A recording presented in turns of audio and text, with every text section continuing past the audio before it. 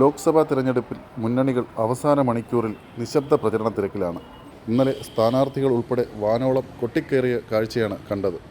അതിൽ ശ്രദ്ധേയമായത് തിരുവനന്തപുരം, തൃശൂർ മണ്ഡലങ്ങളിലെ കൊട്ടിക്കലാശമാണ്. സ്ഥാനാർത്ഥികൾ ക്രെയിനിന് മുകളിൽ കയറി വാനോളം ഉയർന്നു പൊങ്ങി. ഇതു കണ്ട അണികളിൽ ആവേശം ഇരട്ടിയാക്കി. ഇടയ്ക്ക് ചാറ്റൽ മഴ പെയ്തത് അണികളിലെ ആവേശം അണപൊട്ടിയൊഴുകി. സ്ത്രീകളും കുട്ടികളും ഉൾപ്പെടെ നൂറുകണക്കിന് പ്രവർത്തകരാണ് വിവിധയിടങ്ങളിൽ കൊട്ടിക്കലാശത്തിൽ പങ്കെടുത്ത് നൃത്തം വെച്ചത്. എന്നാൽ ഇതിൽ നിന്നൊക്കെ വ്യത്യസ്തമായി ആരും ശ്രദ്ധിക്കാതെ പോയ ഒരു കൊട്ടിക്കലാശമുണ്ട്. തിരുവനന്തപുരം മണ്ഡലത്തിലെ വട്ടിയൂർക്കാവിൽ നടന്ന കൊട്ടിക്കലാശമാണത്. ഇടത് വലത് NDA മുന്നണികൾ പലയിടത്തും ഒന്നിച്ച് കൊട്ടിക്കലാശം നടത്തിയപ്പോൾ വട്ടിയൂർക്കാവിൽ കൊട്ടിക്കലാശത്തിനെത്തിയത് ഒരു മുന്നണി മാത്രം, ഇടതുമുന്നണി പ്രവർത്തകർ.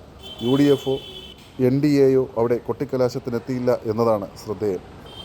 തിരഞ്ഞെടുപ്പ് പ്രചരണം നടന്ന സമയത്തു തന്നെ വട്ടിയൂർക്കാവ് ശ്രദ്ധേയ കേന്ദ്രമായിരുന്നു. ഇടതിന് ശക്തമായ വേരോട്ടമുള്ള മണ്ഡലമാണിപ്പോൾ വട്ടിയൂർക്കാവ്. നേരത്തെ മുരളീധരനെ നിയമസഭയിലേക്ക് എത്തിച്ച മണ്ഡലമായിരുന്നു അത്. അദ്ദേഹം വടകരയിൽ നിന്നും ലോക്സഭയിലേക്ക് തിരഞ്ഞെടുക്കപ്പെട്ടപ്പോൾ നടന്ന ഉപതിരഞ്ഞെടുപ്പിൽ വിജയിച്ചത് LDF ആയിരുന്നു. CPMലെ VK പ്രശാന്താണ് നിലവിലെ MLA. താഴെ തട്ട് മുതലുള്ള പ്രശാന്തിൻ്റെ പ്രവർത്തനം ഇടതുമുന്നണിക്ക് ഗുണമുണ്ടാക്കി എന്നതാണ് സത്യം.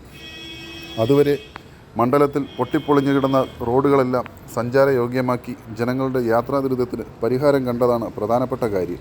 മറ്റൊന്ന്, ജനങ്ങളുടെ പ്രശ്നങ്ങളിൽ നേരിട്ടിടപെട്ട് പരിഹാരം കണ്ടെന്നതാണ്. ഇതെല്ലാം കൂട്ടിക്കുഴിച്ചപ്പോൾ വലത് NDA മുന്നണികളെ വട്ടിയൂർക്കാവിൽ നിന്നും പൂർണ്ണമായി അകറ്റിയെന്നതാണ് ഇടതു പ്രവർത്തകർ പറയുന്നത്.